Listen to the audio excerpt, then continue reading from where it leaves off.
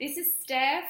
I am from Our Gypsy Adventure. I'm a life and love coach, doula, and fierce advocate of mothers being supported in their transition and their journey of motherhood.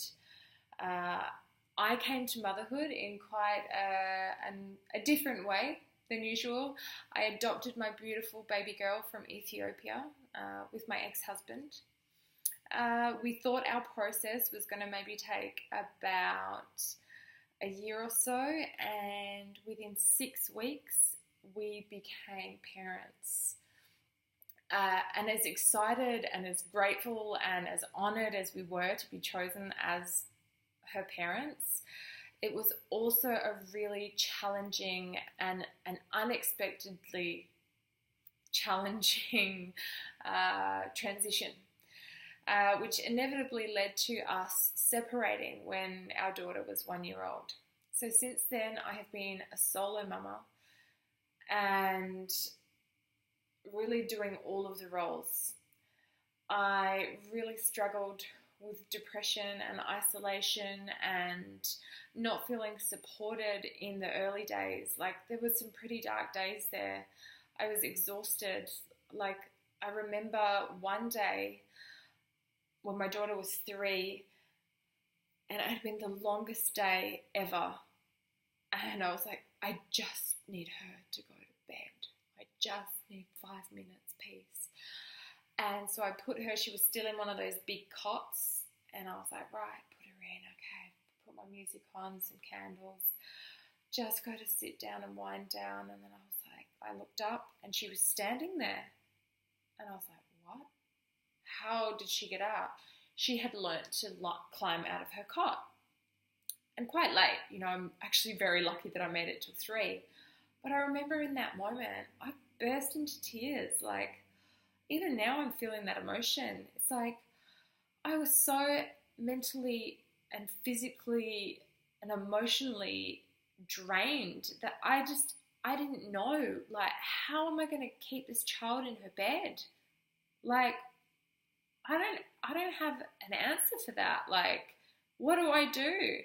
And I just remember thinking, how have I got to this space where I'm just, such a simple task seems like the end of the world, And that's when self-care really came into play for me. And I see a lot of people throwing around this term self-care, and a lot of women are like, oh, that's for the rich and famous. That's, a luxury.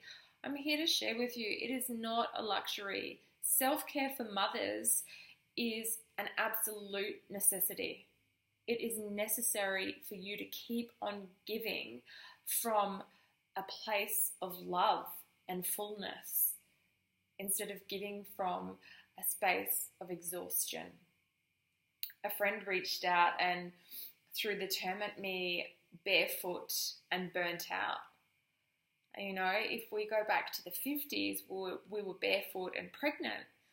And that was assumed that was our role and that we were the nurturers and the carers. So we would keep the house and we would tend to the children. And the father would be the financial provider and the breadwinner. We've now evolved. We are now looking at equality in the workplace. We are now looking at equality on all levels, except in many cases, the home dynamic is still in the 50s.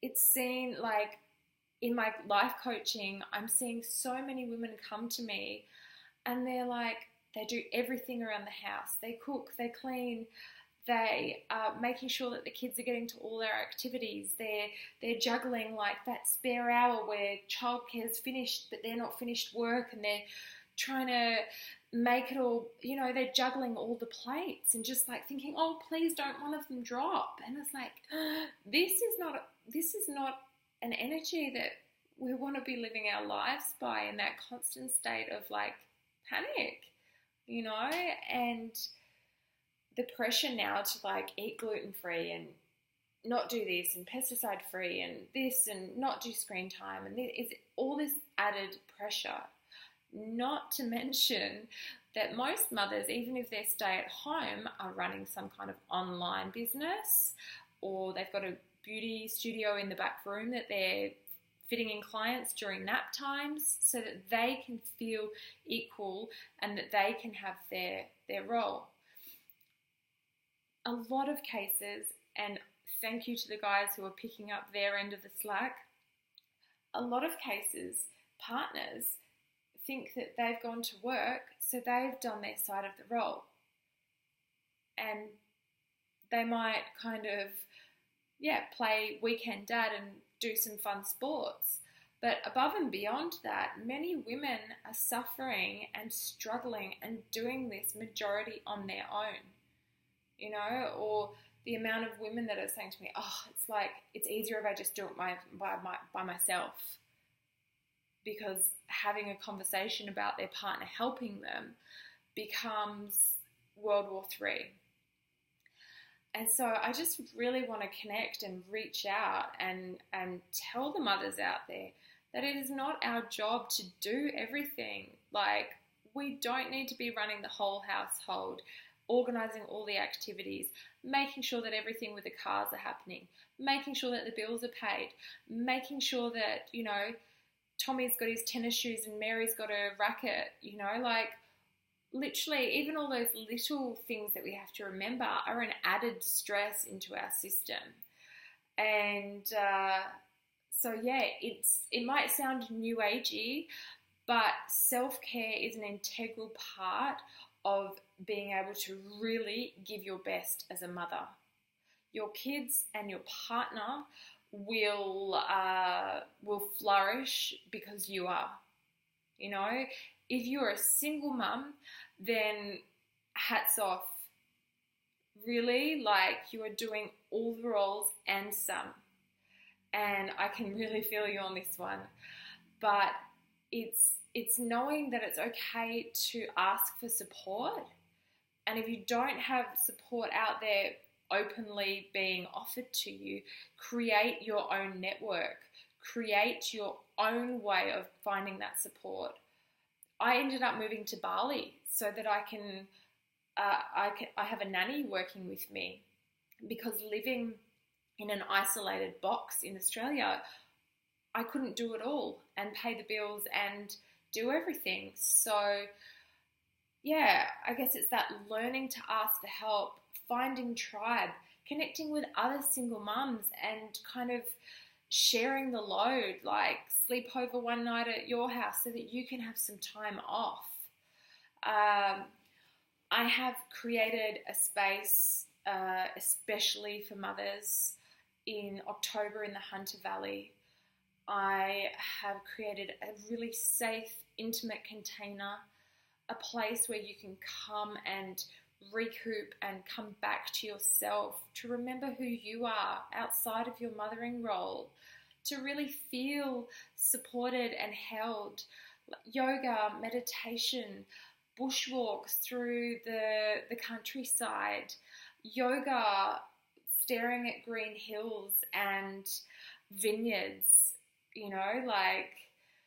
relaxing by the pool, having a sleep in and unplugging from your phone, aside from contacting family, obviously. But just having that moment to really come back to you and find that stillness and find that reservoir. Fill up your cup, the jug. If you keep boiling a kettle that has no water in it, it's going to blow up one day. And it's like you need to do those self-love things so that you can refill the jug so that it's not running on empty all the time. And so, this is why it's a perfect opportunity to come and connect with other like-minded women. Sit around the fire and chat and enjoy a cup of tea and connect over stories. This is something that I'm deeply, deeply passionate about, is that mothers knowing that your role is so important and we see everything that you're doing, even though you might not feel appreciated in your role. It's like you're raising the next generation of humans, And you can't do that when running on empty. You know, you matter too, and I really want you to know that. So if you're resonating with anything that I've mentioned in this video, I really urge you to enroll the grandparents, ask your bestie, send them to auntie for the weekend, or get hubby to take a few days off work and really commit to giving back to yourself, because trust me, your children and your spouse will be thankful for it too. So please reach out. I'd love to get on the phone. I'd love to hear how I can support you in joining us there, because I really feel like, this is the way forward. So I thank you for your role, and you are doing an amazing job, Mama. All right, so have a beautiful day. Slow down and enjoy something for you today. I hope to hear from you soon. Bye.